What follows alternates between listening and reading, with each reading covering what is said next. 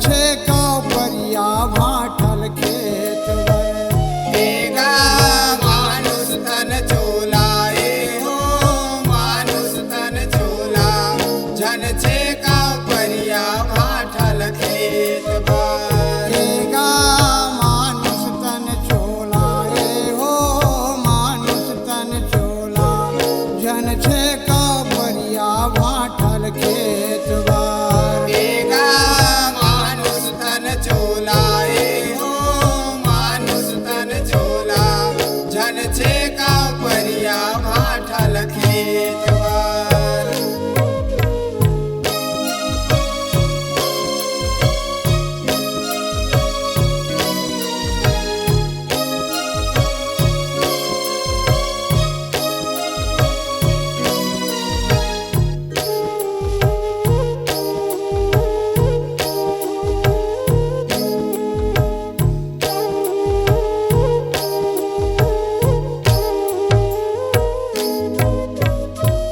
परिया भाठल छक के धनहा बनावा थे धनहा बनावा थे। धनहा बनावत भैया धनहा बनावते धनहा बनावते। आँखी ले आंसू बहा के मुहला धोआवा थे मुहला धोआवा थे।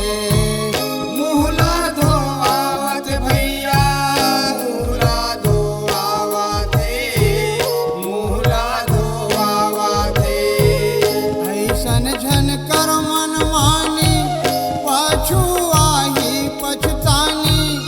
ऐसन झन कर मन मानी पाछू आही पछतानी। आगू मत लावा अपन खेतला।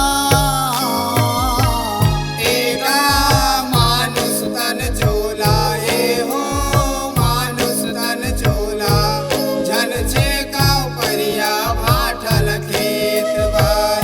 एगा मानुष तन चोला हो मानुष तन चोला जन छे का परिया भाठल खेत वर।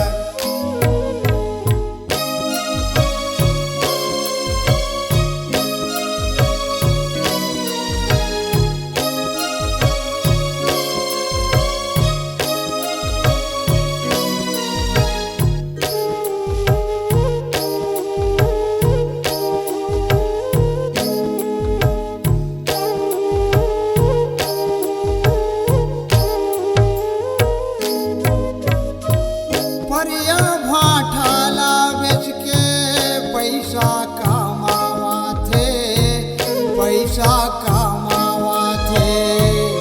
पैसा कमावत भैया पैसा कमावते पैसा कमावते। गांजा दारू मर भाई सबला उड़ावा थे सबला उड़ावा थे। सबला उड़ावत भैया सबला उड़ावते सबला उड़ावते। ऐसन झन करोग पाप गौ मातक लगी शराब। ऐसन झन करोग पाप गौ मातक लगी शराब।